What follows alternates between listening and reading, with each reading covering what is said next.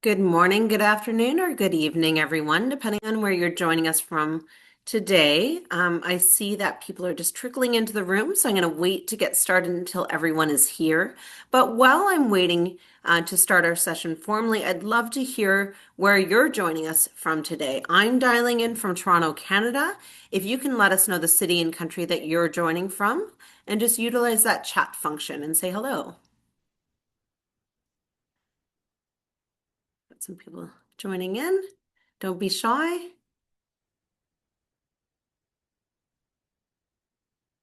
Okay, we've got Mumbai. Abe, great. Welcome. And while we're getting started, I'm just going to introduce myself and the organization that I'm representing. My name is Lindsay Hillcoat, and I'm the Executive Director of University Partnerships at Seed Global Education. And we connect top candidates like yourselves with top universities like our host today, Vanderbilt Business. Oh, great. I can see Noorjan coming in from Riyadh, dialing in. So great to see you here. Fantastic.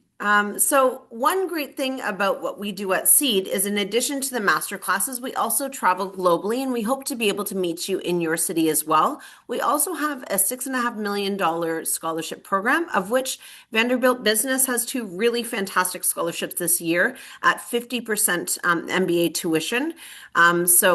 Great opportunity for top candidates that are looking to explore the MBA program at Vanderbilt. So with that, I'm going to get our session started and welcome our various speakers today. We've got an amazing team here to share so much about Vanderbilt Business, but also all of the supports that you would have as a student if you joined in terms of developing your career, your leadership skills. Before we get started, I'm going to launch some polls to learn a little bit more about you and what you're hoping to get from today's session. So on your screen, you will see our first poll coming up, and you'll be able to select one. And what attracts you most to a leadership development program? So, would it be understanding your leadership style, access to one-on-one coaching, a personal plan for growth and development, or a safe place to experiment and build new habits? So, maybe all of them are important for you. But I know our speakers today would love to hear from you and understand what's most important so they can focus their conversation. So I'm going to give you 3 more seconds to put in your answer. 3, 2, 1. I'll share our results. And we can see that understanding your leadership style is the top answer, alongside two very close ones on growth and development and experimenting to build new habits. So fantastic. Thank you so much for that input. I'm going to go over to one more poll before we get started, and that is more about the application process, because first we're going to be starting learning about the leadership development program, but then moving into the Owen Graduate School of Management and the programs that are offered and admissions requirements. So what is it that that would help you feel more confident in applying to Owen, so that our guests today can help target their presentation to support your questions? So we've got GMAT or GRE clarity, scholarship opportunities, career placement insights, or alumni success stories.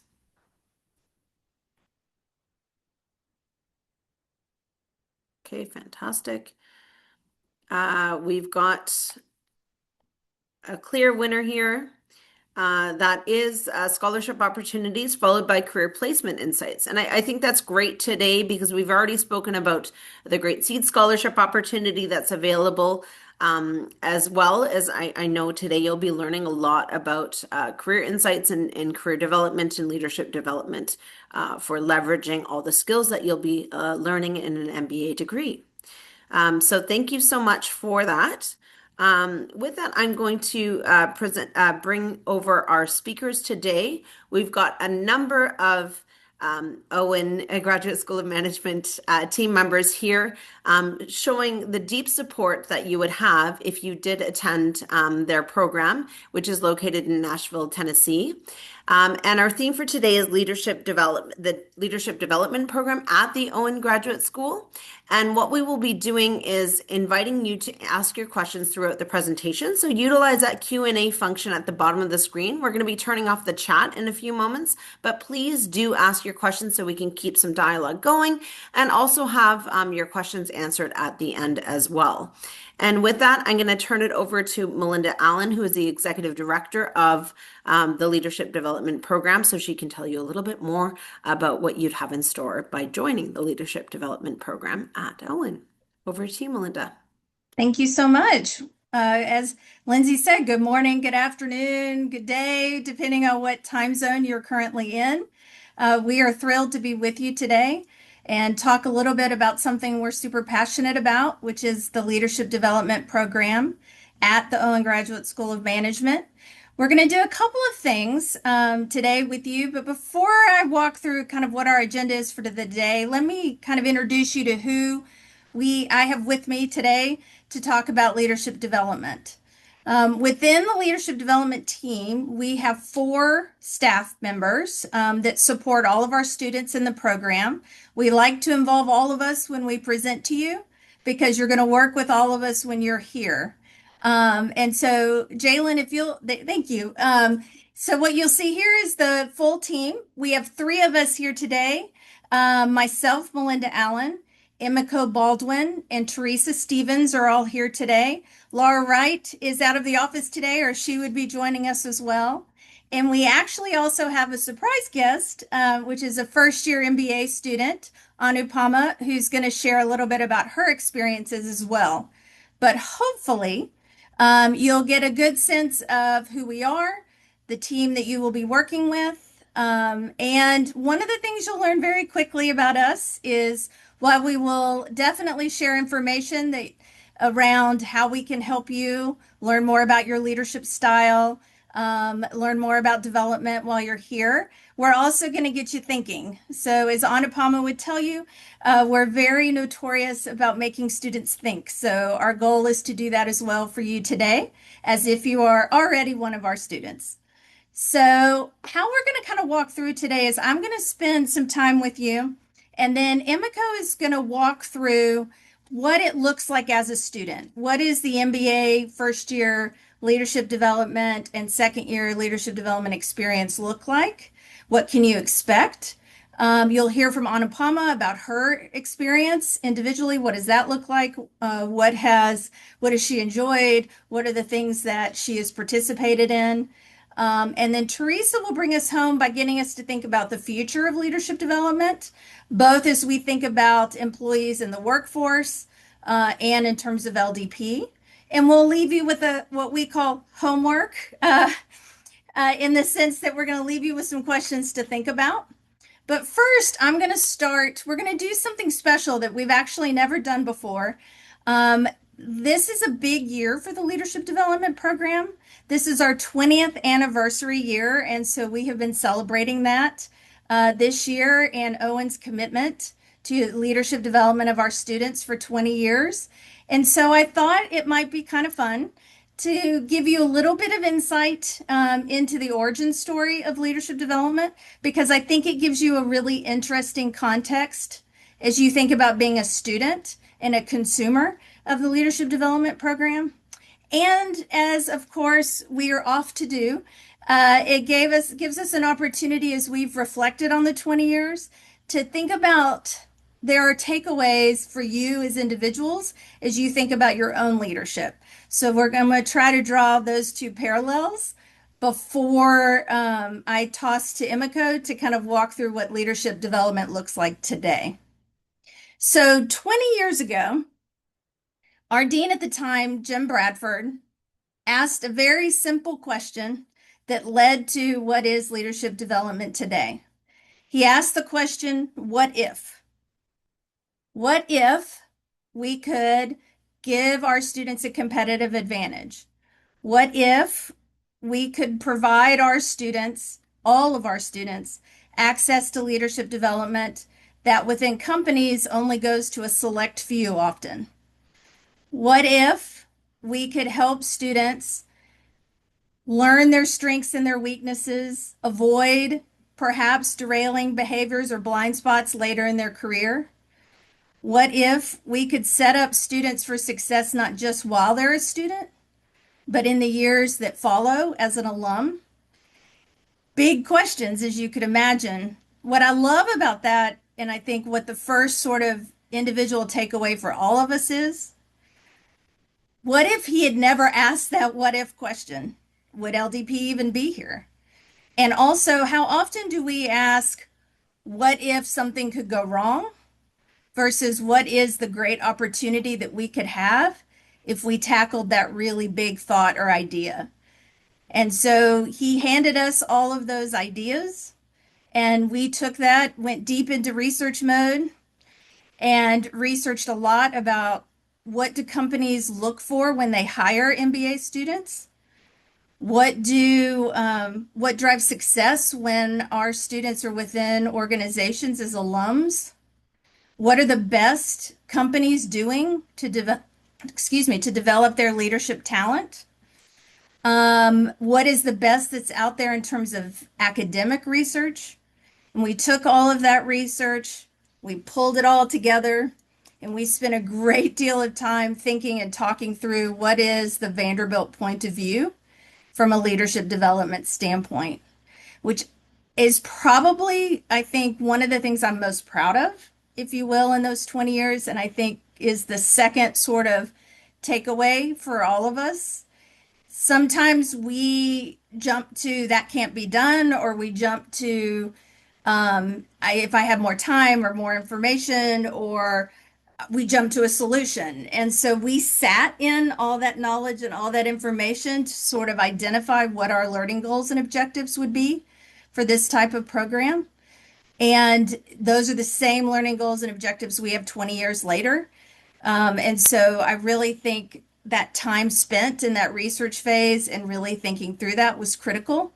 And I think sometimes as individuals for our own leadership development, we don't always think about the vision for ourselves and what we want to accomplish and what are our goals and what are the things that are important to us, what are our values, what are the things that form those foundational pieces for us as leaders. So I think there's an interesting parallel there. But the learning goals and objectives that inform everything that we do and everything that you hear Emiko talk about and Anupama talk about are we want to help build your self-awareness. We want you to leave here knowing more about yourself, your strengths, your weaknesses. We want you to know when those strengths work for you, when they might work against you. What are the things that what made you successful coming into a graduate business program may not be the same things that make you successful when you leave a graduate management education. And how do you have to think about that? What are the pivots you have to make? We want you, secondly, to think about this is building habits of development. I think sometimes we think if I do these 10 things, I'm done. And so, what I like is we want you to leave here knowing that it's an iterative, ongoing process that requires reflection and experimentation and failing and learning as you kind of go through that process. And then, lastly, we want our students to be more learning agile. And so by that, I mean, I want you to capture learning from every experience you're in so you can apply that learning in new and different situations and therefore don't have the exact same experience 200 times. We want you to continue to grow and evolve. And so everything we do, everything we have built, designed, experienced, the conversations we have with the students, the challenging questions we ask the students really go back to those things. And what has evolved over time is the how we do that and the tweaks we make to the program over time based on what's happening in the environment around us, based on what's advancing in research, based on what companies are doing and what we're learning. And we continue to tweak and apply that in our program. And so continuous improvement is one of those things that's really critical and important for us. And I think that's something, again, we can all learn from. From a professional development standpoint, I think we can all be better. We can all learn things. We can all develop. We can all grow and challenge ourselves. And so I think those are things that I want you to start thinking about now as you think about certainly a graduate business program will challenge you. But how do you, in addition to being challenged from a technical standpoint, how do you also challenge yourself from a personal development standpoint? My goal is I want everybody to come in as one person and leave having improved, grown, changed, evolved, learned from yourself when you walk out the door. And that's one of the things I love most about my job is that I get to watch that transition and evolution that happens when you're here. So hopefully that origin story gives you a sense of what's important to us from a leadership development standpoint. Owen's commitment to that from our students for our students, and gave you a couple things to think about along the way. So with that, I'll pass to Emiko so that she can walk through and tell you what does it look like today? What is the how? What are the steps? What's the foundation of how we do that? Great, thanks, Melinda. So we'll talk about what this experience, as Melinda said, is today with and Anupama is going to help me do that. So first off, as Melinda mentioned, right, you all come in, you might have some kind of goal, you have a vision, but as you heard, right, our focus is on you. And so we do have a roadmap. But also think about our leadership development program team or LDP team as your guide. And so, Jalen, if you'll go to the next slide, let me talk through what sort of the framing or the pathways are, and then you'll hear kind of Anupama's own story. So we always start with the Hogan Leadership Assessment. And you might be asking, why this particular assessment? So the Hogan is a personality-based assessment that measures reputation, right? We all have sort of our own vision of ourselves, kind of what we think, our identity is, what are our strengths. But often it's not always what other people may see of ourselves. So that's why we focus on reputation. We want you to not only have the time and space to think about your strengths and weaknesses, or areas you want to improve on or pivot and change. Also understand what does that gap look like, because we all have our own intentions. So we do that by first you take the assessment. Then when you start the program, you will get your results in a large group debrief. And then you have the opportunity to walk through it even in more depth, in a one-on-one conversation with one of us on the team. The Hogan assessment is global. It's the reason why we like it. It's very rigorous and there's continuous research done and studying to ensure its validity. And that's really why one of the big reasons why we use it. We also want you to expose you to the different tools and resources that is used in leadership development in corporations, in industry itself. That's one of our tenets. And so the Hogan is used for both talent acquisition and talent development. Obviously, our focus is on your personal development.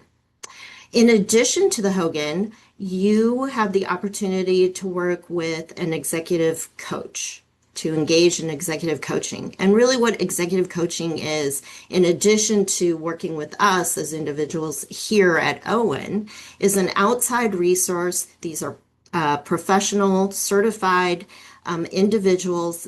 All they do is coaching. And they're the ones who are asking those really thought-provoking questions to help you reflect and introspect, and help you really work towards your goals and visions of who you want to be as a leader, your understanding your leadership style, both current and what you aspire to do. And you can do that in two different ways. You can have 4 coaching sessions, which is the individual approach, or you can do it in 2 coaching sessions, which is the flex. Either way, it's helping you to better understand yourself and gain that self-awareness. So let me stop there before I go on to talk about that's only just in the first year. So if you haven't gotten the point, the first year is all about helping you build that self-awareness. Um, all right, Anupama, let's talk about your experience so far. First off, tell us a little bit about yourself, why you came to Owen, why business school, and which of the, whether it's individual or flex approaches that you are engaged in. Sure. Thank you, Emiko. So I am from India. I am a physician by training. And before coming to Owen, I spent about a decade leading diagnostic labs and hospital setups in India. Over time, I realized what really energized me wasn't just the clinical decision making, but it was improving systems and fixing processes and building teams and thinking about how to make things better at scale. And so I wanted to zoom out and understand how healthcare and operations work and how they all intersect. And I didn't just want to optimize within the system, but I wanted to understand how the system itself is designed. And that's what brought me to business school. And Owen stood out because of the culture. It was a small knit community. It's rigorous but extremely collaborative. And the small community and the small class size allows for real relationships. And I wanted to be in an environment where I could stretch myself without really feeling anonymous. So Owen was perfect fit. For the LDP, I chose the individual approach with the 4 sessions because I knew I wanted a space for more deeper reflection.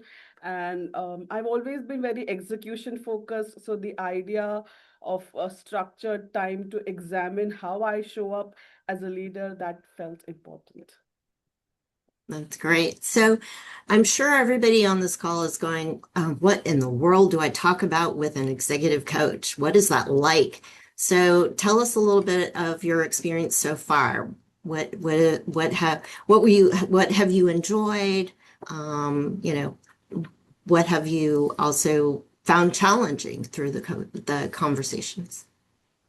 I would say the entire experience has been one of the most grounding parts of my first year here at Owen. What helped immediately was that my coach came from a very similar professional background as me. So they kind of understood the high pressure roles and the big career transitions and the pivots that I was making. So there wasn't a long adjustment period to get to know me or to explain myself. Sure, I was nervous in the beginning because coming to a business school meant learning and unlearning and relearning a lot. And academically, I was stepping into a very unfamiliar territory. Recruiting was a major stress. And even the entire culture in a foreign country required some kind of adjustment for me. So all these pressures added to the real moments of imposter syndrome.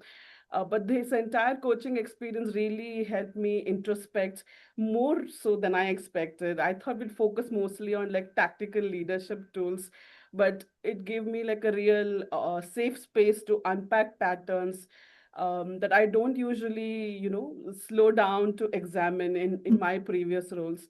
I was like constantly moving and solving or deciding or executing. This was more reflective in a way that I hadn't really experienced in professional settings before. So that kind of helped me make the tactical shifts much more sustainable, I would say, in my day-to-day relationships. Would you mind sharing with the audience something that you specific, like in addition to all of that, what's something that you're, putting into action, trying to practice as you go through your first year? I would say one very practical shift has been how I handle not knowing things. In healthcare leadership, where I came from, there was always an expectation that you have the answers or you figure it out quickly. You don't really show uncertainty easily. And coming to business schools, like I said, there were moments where I genuinely didn't know. So this program through the coaching helped me get comfortable saying I'm not sure yet, or reaching out earlier instead of trying independently to solve everything. That's kind of solved a lot of internal pressure, and that reduced the internal pressure for me and actually helped me learn faster. The second shift, I would say, has been not assuming intent, especially in difficult conversations. Earlier, if I felt something was off, I might internally create a story about why it happened. But now I pause and check that assumption first. If I'm disagreeing with somebody, say a colleague, or in a group setting working with somebody, instead of saying something is flawed, I will say, help me think through this assumption, or what am I missing here? So that kind of helps me challenge ideas, but at the same time preserving the relationship. So that is something I use almost every day. I love that. So, before we move on, I'd love to hear from you how you work with your coach and how you leverage the LDP team. And I have the honor and pleasure of working with you individually. So, talk about kind of how you use both of the resources. Sure. So I work with my coach in four one-on-one sessions. With my coach, I treated these sessions almost like a kind of a strategy check-in on myself. We didn't just talk on like abstract terms. I would bring in like real situations, like a recruiting interaction or like a classroom dynamic. And then we would unpack it. What was I reacting to? What assumption was I making, what was within my control, and what I could have done better. And one thing that helped me was setting like small experiments between sessions.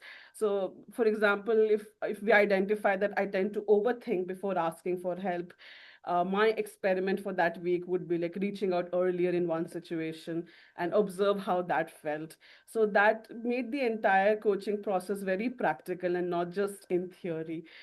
And beyond the one-on-one coaching, I have like leveraged the entire LDP team as well. If I wasn't sure how to navigate something, or whether it was like a difficult conversation, or even just uncertainty around expectations, I've reached out. And sometimes it was like a quick check-in on how are things, how are you doing? Even that really helped. And sometimes it was longer conversations around patterns, understanding myself. And what I appreciated about this entire process was that they don't wait for you to struggle. The entire LDP team, they are very proactive. And if you show up willing to engage, I've seen that they meet you there. It's great. Thank you so much, Anupanama. Um, I'm gonna move us on to very quickly. Who are all these executive coaches? So, Jalen, if you'll go to that next slide. Actually, before I do that, sorry. It's not just about having LDP in your first year of the MBA program, but you also have LDP in the second year. Um, in the second year, the focus is you can continue to do executive coaching, but right, you after your first year, you're going away to do a summer internship. You have a new experience, and we want to help you learn from that experience and continue to capture all the learning about yourself and continuing to build that self-awareness. Also learning to as part of that, the agility of learning from that experience. A big focus in the second year is also so taking all of that learning and putting it sort of quote unquote onto paper, building your own leadership blueprint. So that's really a big focus of the second year, but you have a choice in how you do that, how you want to capture all of that learning. So just know that leadership development is there for both your 2-year journey in the MBA program. So before we move on, okay, let me talk about this executive coach that you keep hearing about. These, again, are outside resources that we have 40 total executive coaches. They are spread across the United States and Canada, and we continue to look at ways to bring on other globally minded coaches.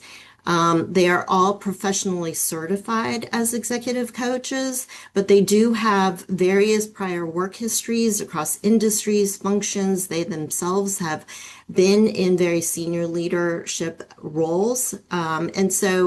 But ultimately, the common goal across all of them is helping you grow your leadership capabilities. They are wonderful and intrinsically motivated to help you with your success. So that's who our executive coaches are. I think if you haven't gotten this notion yet, right, then think of the MBA journey and coming to Owen or going to wherever you are as a laboratory. It's your chance to experiment. As many of you said, you want to experiment. And with growing and development, it takes experimentation. It takes some successes. It takes some failures. It's all about learning from that journey. So we hope that we can be part of that. Now, let's turn to Teresa to talk more about what is leadership development in the future. Thank you. So we not only have been celebrating our 20th anniversary of the past 20 years, but we look forward to the next 20 years as well. And we spent a lot of time thinking about what kinds of things will equip you in the best way for your leadership journey, not just while you're here as a student, but as you go on all the years that you will lead after you graduate. And anyone who can observe knows that this is a highly changing and evolving world that we live in. And so we need to have adaptability and resilience as we navigate it. And if we look at the next slide, you can see we gathered a group of our alumni together and we asked them, how can we help our students be effective leaders in the future in this changing environment? And I'll pause a moment, let you look at this long quote from one of our alumni in industry that sort of summarized what all of the others were saying.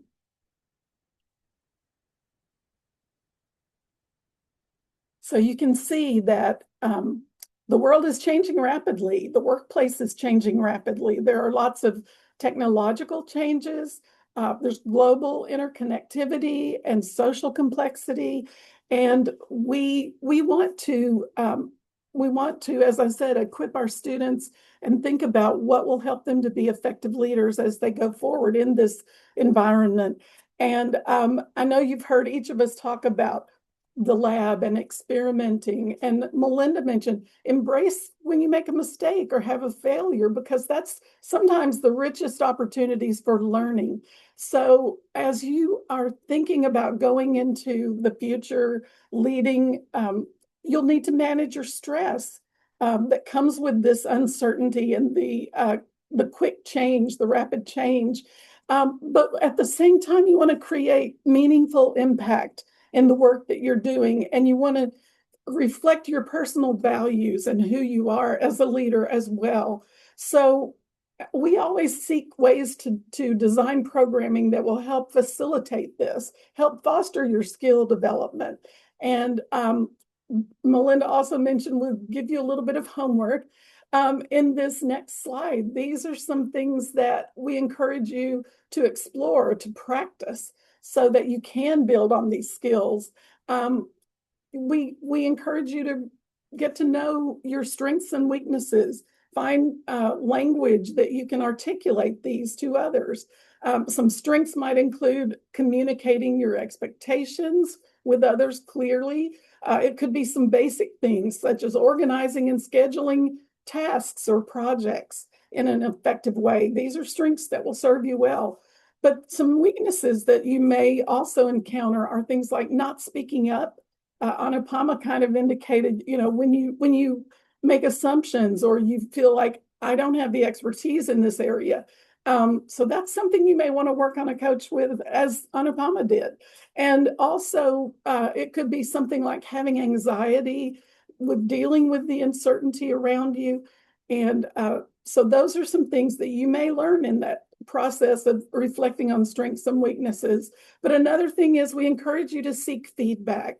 You may ask people that you currently work with things like, what do I do well? What are some things I may need to continue or stop doing or start doing that would be helpful? So then the last thing is we also encourage you as you go forward, continue to think about how you want to use the 2-year lab of the business school education to experiment, to try some things and to learn some things about you in a low risk environment.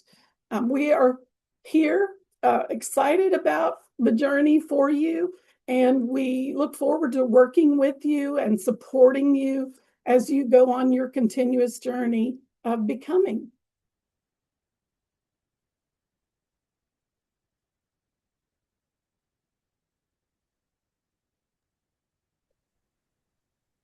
Awesome. Thank you to the LDP team for presenting um, and also on Anupama as well for joining. Everyone, my name is Jalen Brown. I serve as Assistant Director for the MBA recruiting team. So happy to give a brief overview of the kind of MBA program.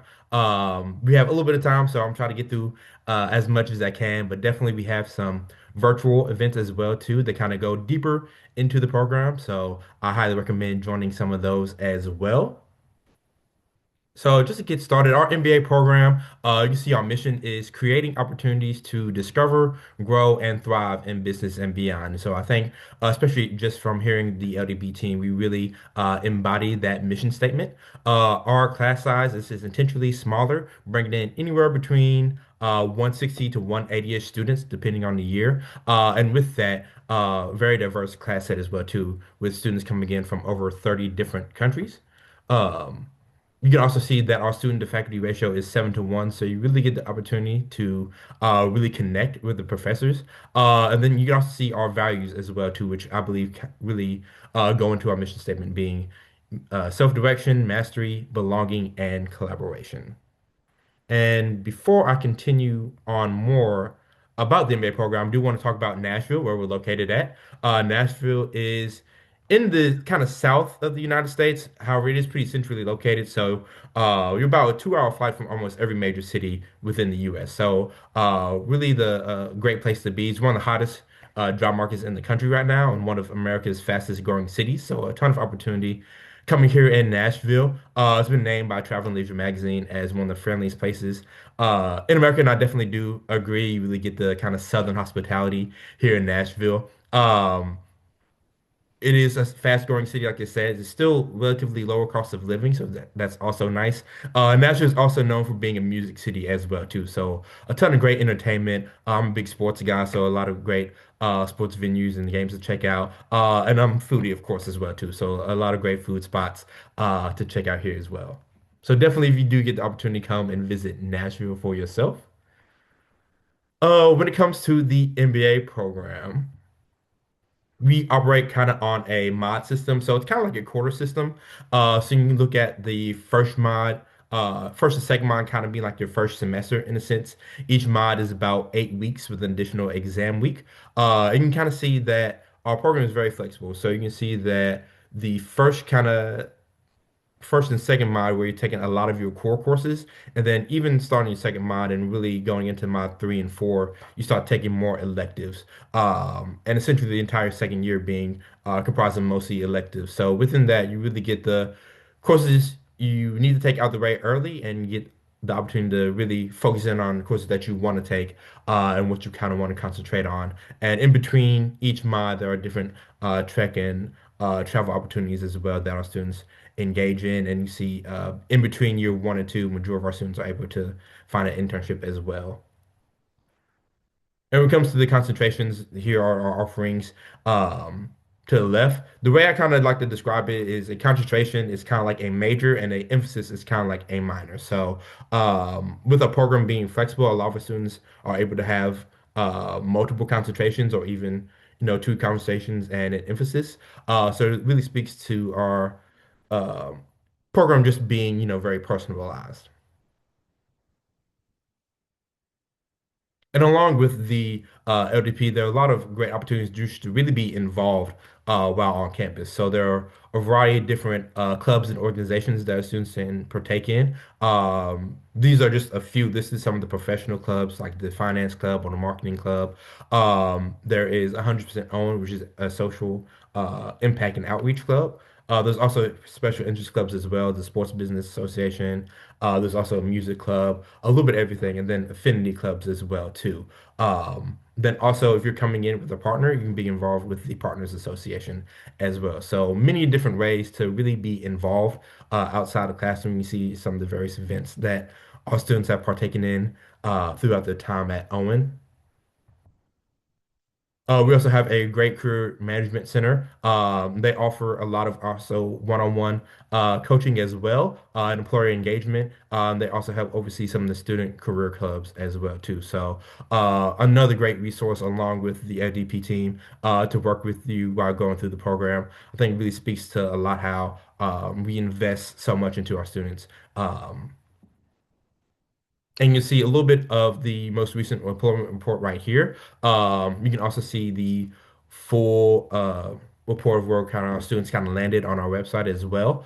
And you see that, majority of students kind of going consulting and financial studies, services, sorry. And then about 16% going into healthcare as well. And about 87% of the class received offer 3 months of graduating. So done really well and something that we can strive to continue to improve in. All right, when it comes to the admissions process, this is kind of just a snapshot of what the first year class looks like. So, right at 1 to 60 students, age range being between, kind of late 20s, early 30s, a third of the class being about international students, and years, average work experience being about 6 years. We're probably closer to about 5.5-ish. You can also see some of the average GPA and GMAT and GRE scores as well, too. When it comes to the application is completely online. We do require an official GMAT, GRE, or executive assessment score. There are some test waivers available. They look at them on a case-by-case basis. So if that's something you're interested in applying for, I recommend kind of doing that early when starting the application process. We do require an official English language exam for international candidates. You can get a waiver if you um, we do see English as official language in India and Nigeria. Then you also can get a waiver if you attended a institution where English is the official language.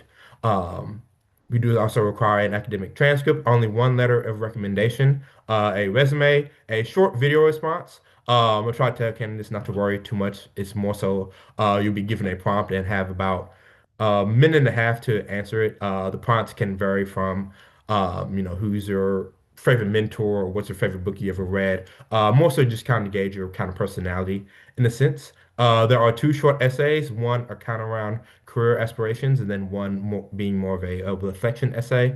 And then once you submit all these, you'll be invited for an interview, which are done virtually. Or if you have the opportunity to come in campus, we do have a few in-person interviews as well.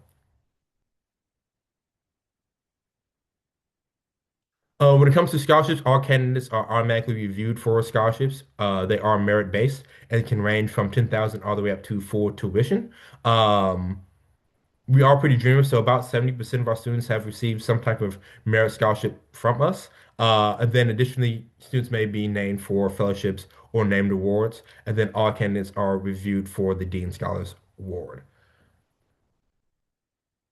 So here are the deadlines. We are currently accepting applications for round three. That deadline is February 24th. So if you're interested in applying for that deadline, still have about 2 weeks to get an application together, and those decisions will be released fairly quickly on April 3rd. The date to highlight is the final deadline for international candidates to apply is round four, which is April 1st. So you can kind of mark that date, and those decisions will be released on May 8th. All right, so what is next? Definitely, if you get the chance, connect with some of our lovely students. We have student ambassadors or student fellows on our website as well too. So definitely connect with them and kind of just hear more from their experience. We also do a lot of campus events, virtual and in person. Definitely, you can kind of scan this QR code to see some of the upcoming webinars that we'll be offering. A lot of great kind of sessions going on, some with the LDP team, some with our career team. There's an admissions one-on-one that kind of gives more into the application process. So I definitely recommend attending some of those just to learn more about the program. And then also, once you start your application, you'll be given a recruiting manager. So I definitely recommend connecting with your recruiting manager. It might be myself or someone else on this team. Or if you don't know your recruiting manager, you can always reach out to me as well, and I'm happy to connect. And that's it. So I think now we have a good Mhm. amount of time. I can open it up for questions for myself or the LDP team. I think they'll be put in the chat, I believe. Yeah, they have. And so we're going to make sure everybody else is up on the screen because there might be questions across the leadership development program for Anupama as a current student or for Jalen on the admissions side. We do have one, I'm going to direct that at either Jalen or Melinda around career outcomes post-degree. So what are sort of what can a student expect as an international student post the MBA and what that career journey might look like? Yes, I can start. Again, like I mentioned, you'll be working with our career management center as well too, and they do a great job of working with all of our students, both domestic and international. Of course, within the first year, you'll be working to kind of find an internship, and then our students are working to find an internship, and hopefully that internship kind of turns into a job offer, or they may come back their second year and kind of re-recruit. And of course, a lot of that is uh, done through the kind of guidance of the Career Management Center. They don't necessarily place students, but they kind of assist students in, uh, finding opportunities to kind of interview for. Just to be transparent, it is a little bit more difficult for international students at times. Doesn't mean it's impossible, just meaning that there may be a little more barriers to kind of think through. So definitely consider that. And I also mentioned that our academic student affairs team, ASA, for sure. They also do a great job of working students and making sure that you're getting the correct curriculum to take to kind of better position yourself for opportunities. And I don't know if Melinda, if you want to add anything or anyone else on LDP want to add anything. Sure, I'm happy to add. I will also add, um, they have a very large team that works with each of you individually, just as the leadership development team does. But what I love about what they're doing is they are working on helping you build skills for the rest of your life, right? How do I find a job? What are the mechanics? How do I tell my story? How do I interview? How do I case interview? They're working with you on all of those skills while you're here that will help you not just while you're here, but when you leave us, which I think is really important because we want to invest in your success longer term. And so I think that's an important distinction in how they approach. They also start working with you very early in the summer before you get here so that there's a lot of resources deployed and information. If you don't know what you want to do, they do a lot of programming in the summer with students while they're on their internships around what does it look like to have a finance job? What does it look like to have a consulting job? What does it look like to work in healthcare to kind of help you before you even get here start to think about those things? So those are, I think, the couple of things that I would add. Fantastic. Thank you, Melinda. Jalen, there's a question here around GMAT and GRE waiver. Can you outline a little bit more about the process for students if they're looking to understand the requirements on standardized tests and waivers? Yeah, so like I mentioned, we do require a official test score. You can submit the test waiver request form, and through that form, you'll start your application and submit a form basically saying, "Hey, I like to have my application evaluated without a official test score." Essentially, they want to see that you've had some type of background, um, some type of quantitative background, so that we know you'd be able to uh, be successful in our courses here. So within that form, highlight any quantitative courses you might have taken in undergrad or any work that you do currently that is very quantitative. Like I said, they do look at it on a case-by-case basis. So fill out the form. I can't guarantee whether someone will receive the waiver or not, but doesn't help to, apply for it and kind of just go from there. Fantastic. Now, there's a great question from Abe on pivoting in career pivoting. What does it look like to move from something like medicine into consulting, or perhaps some of the other pivots that you are all looking at? And I'd love to ask the LDP team to first take that question, but then I'd love to hear quickly also from Anupama, who is doing her own career pivot and some insights into what that looks like from that student and personal perspective. So I'll let anyone on the LDP team start, and then we'll pass it to Anupama.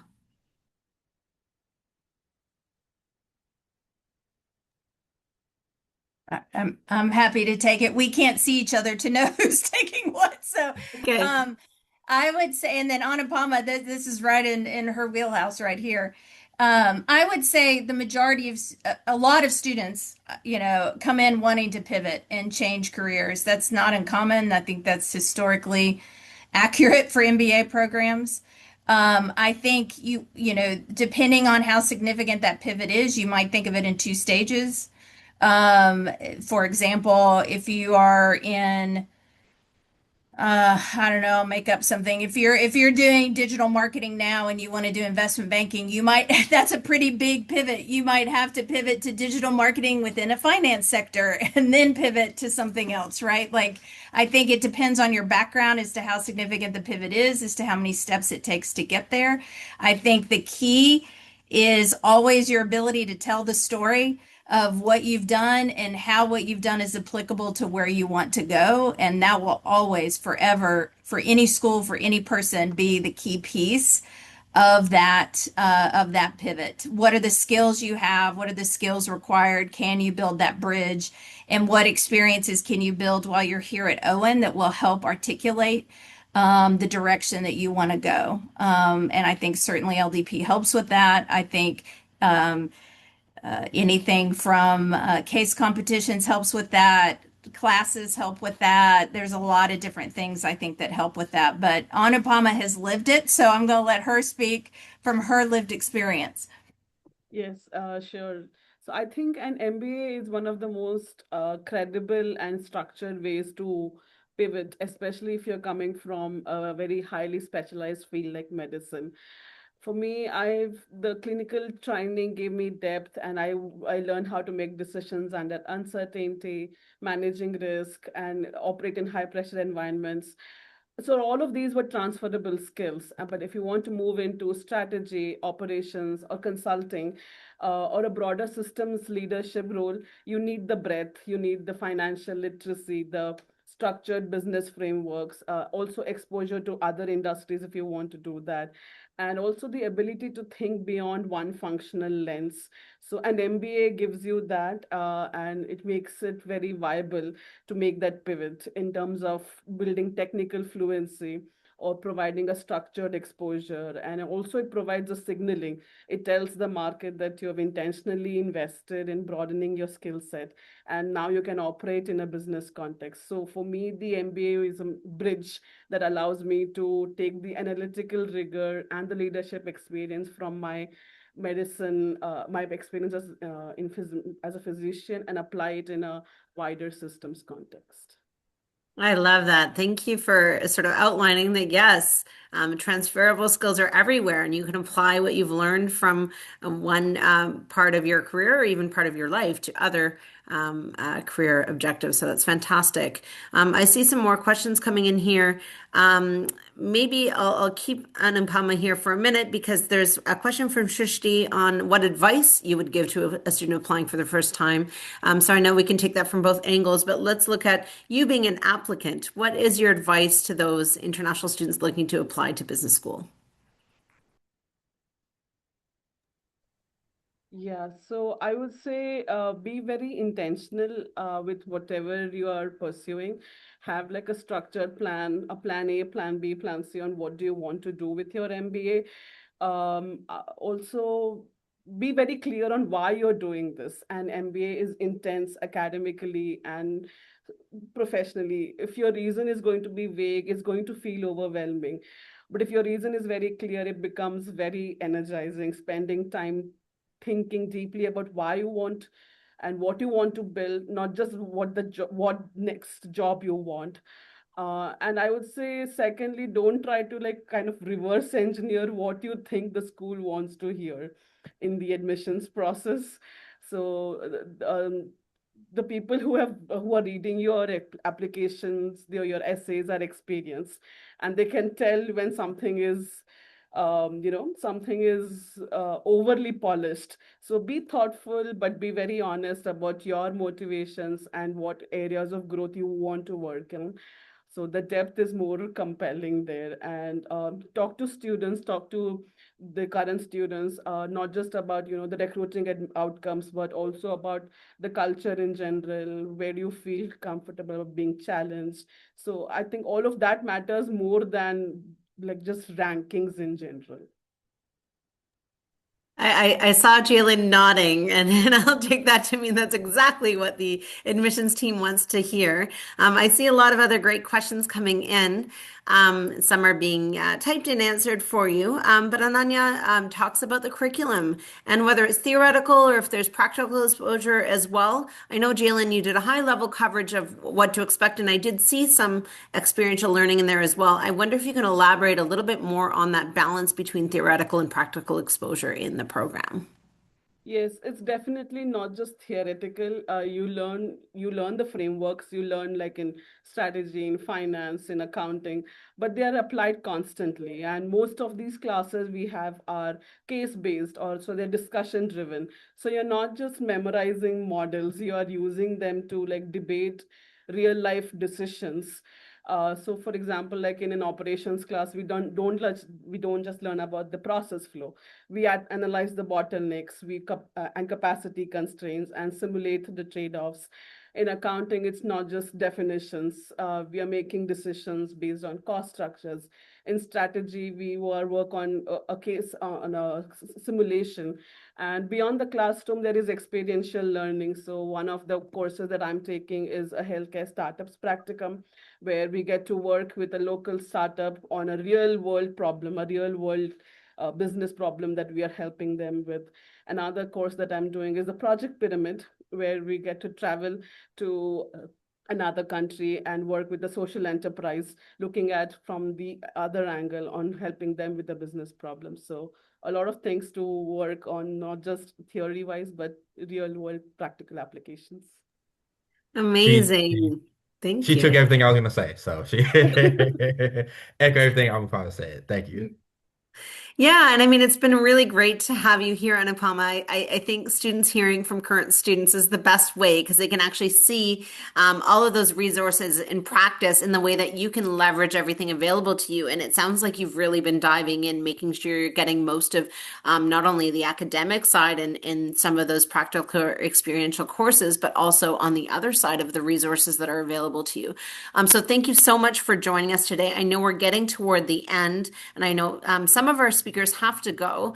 So I just first like to thank everyone for joining today. It was very insightful. I loved that quote around AI. We all hear about AI taking over jobs, and I think one thing that really resonated for me is leadership is one area that is not taking over, and that's ever more critical to develop those skills. And it sounds like at Vanderbilt, the Owen Graduate School of Management, this is a place that they really heavily resource and make sure that you're supported as a student. So it's been fantastic.